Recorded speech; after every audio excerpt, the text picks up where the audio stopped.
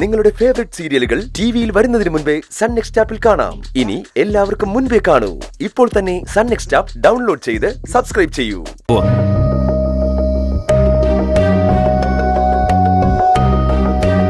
അമ്പിളി ചേച്ചി, അത് വിട്ടേക്ക്,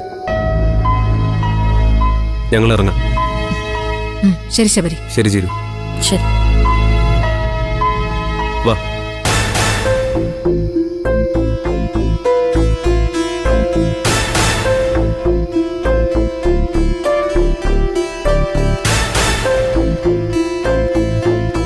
പോവാം.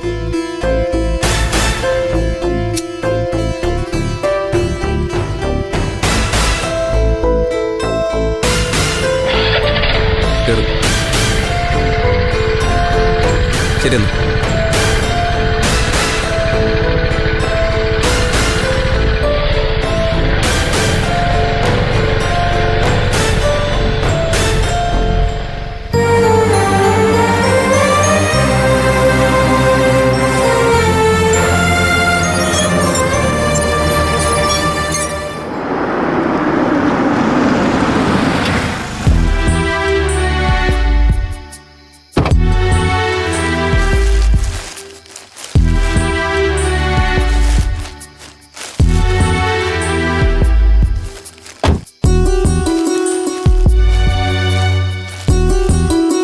ഏട്ടാ, ഏട്ടനിത് എവിടെയായിരുന്നു ഏട്ടാ? സച്ചി സാറിന്റെ വീട്ടിൽ നിന്ന് അമ്മ നേരത്തെ വന്നല്ലോ. അവിടെ വെച്ച് വല്ല പ്രശ്നം ഉണ്ടായോ? അമ്മയൊന്നും പറഞ്ഞില്ലേ? അമ്മ വരുമ്പോ ഞാനും ശ്യാമൂടെ ഉണ്ടായിരുന്നില്ല. ദാ ഇവര് പറഞ്ഞുള്ള അറിവാ. ഞാൻ ചോദിച്ചിട്ട് അമ്മയൊന്നും വിട്ടു പറഞ്ഞില്ല. അവൻ എന്നെ ചതിച്ചെന്ന് മാത്രമേ പറഞ്ഞുള്ളൂ. അമ്മ അപ്പൊ തന്നെ ഒരു ബാഗ് എടുത്ത് പോവുകയും ചെയ്തു. എവിടെ പോവെന്ന് ചോദിച്ചിട്ട് ഒന്നും മിണ്ടിയുമില്ല.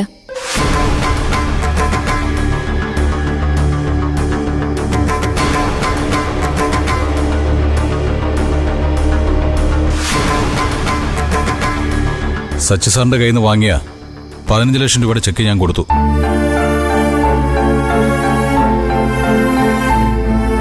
ആ കടം വീട്ടാൻ അദ്ദേഹം എനിക്ക് എത്ര സമയം വേണമെങ്കിലും തരുമായിരുന്നു.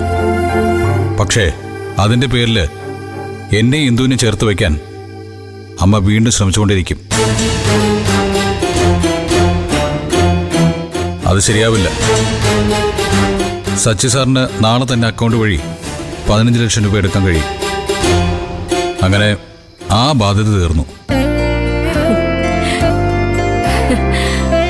പെട്ടെന്ന് എവിടുന്ന ഏട്ടൻ ഇത്രയും കാശ്? അമ്മ എന്നെ 15 ലക്ഷം രൂപയ്ക്ക് പണയം വെക്കാൻ നോക്കിയപ്പോ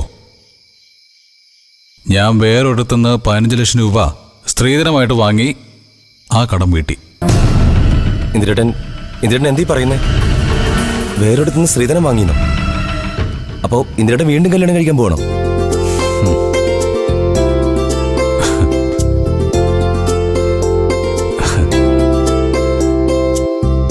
അതെ,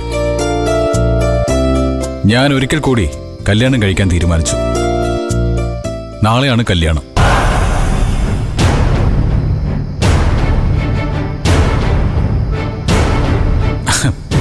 പേടിക്കണ്ട, പെണ്ണ് വേറെ ആരുമല്ല, അനുപമ തന്നെയാ.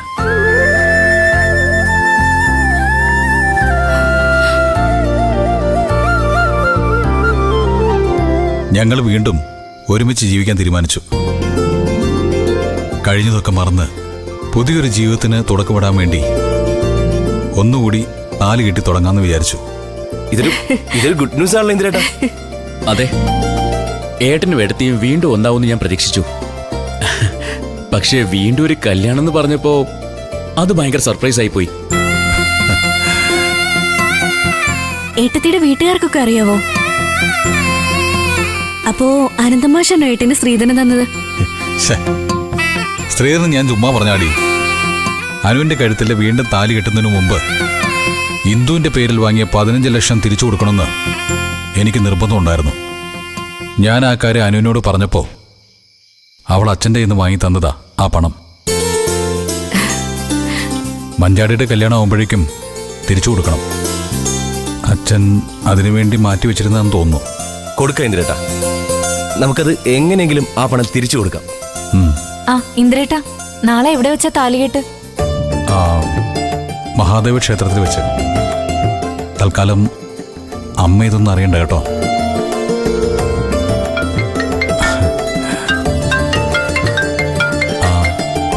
അനുവാ, ഞാനൊന്ന് സംസാരിച്ചിട്ട് വരാം. ആ അനു, ആ പറ.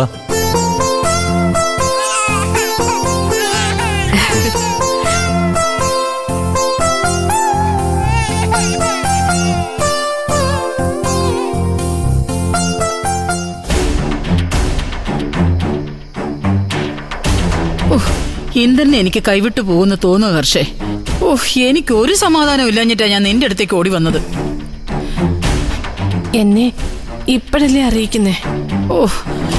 അവൻ പോയത് അറിഞ്ഞ അന്നു മുതല് ഞാൻ നെട്ടോട്ട് ഓടുകയായിരുന്നു ഹർഷേ. ഇവിടെ വയ്യാതിരിക്കുന്ന നിന്നെ അറിയിച്ചിട്ട് എന്ത് കിട്ടാനാ? ഏതായാലും അവൻ തിരിച്ചു വന്നു. പക്ഷേ എനിക്കവനെ വിശ്വാസമില്ല ഹർഷേ. അവൻ എന്തൊക്കെയോ പ്ലാൻ ചെയ്തിട്ടാ വന്നത്. ആന്റി, ഇന്ദ്രൻ ഇപ്പൊ വീട്ടിലുണ്ടോ?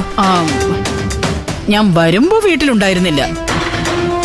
ഇനി അവൻ വീട്ടിൽ വരുവോ അതോ അവളുടെ അടുത്തേക്ക് തന്നെ തിരിച്ചു പോവോന്ന് ആർക്കറിയാം. സോനെ, വിളിക്കണോ? ശരി, ഇപ്പൊ തന്നെ വിളിക്കാം.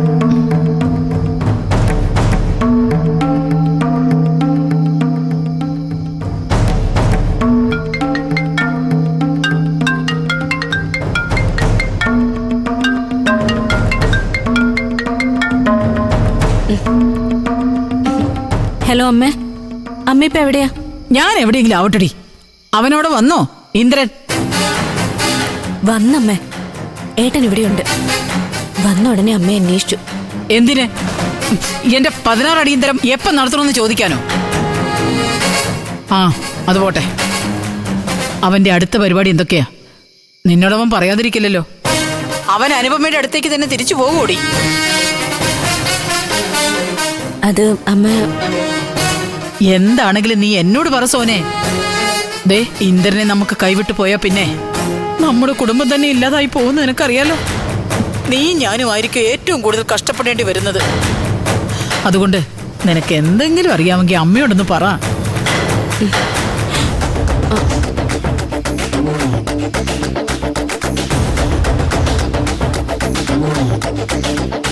ദേ, ഇന്ദ്രനെ നമുക്ക് കൈവിട്ടു പോയാ പിന്നെ നമ്മുടെ കുടുംബം തന്നെ ഇല്ലാതായി പോകുന്ന നിനക്കറിയാലോ. നീ ഞാനുമായിരിക്കും ഏറ്റവും കൂടുതൽ കഷ്ടപ്പെടേണ്ടി വരുന്നത്. അതുകൊണ്ട് നിനക്ക് എന്തെങ്കിലും അറിയാമെങ്കിൽ അമ്മയോടൊന്ന് പറ.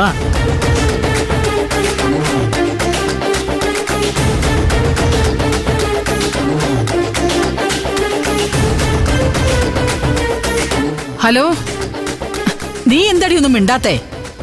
അവിടെ വേറെ ആരെങ്കിലും ഉണ്ടോ? ഇല്ലമ്മേ, ഞാൻ മോക്ക് പാല് കൊടുക്കാൻ വേണ്ടി ഇരിക്കുക. ഇന്ദ്രേട്ടൻ എന്താ പറഞ്ഞെന്നൊന്നും എനിക്കറിയില്ലമ്മേ.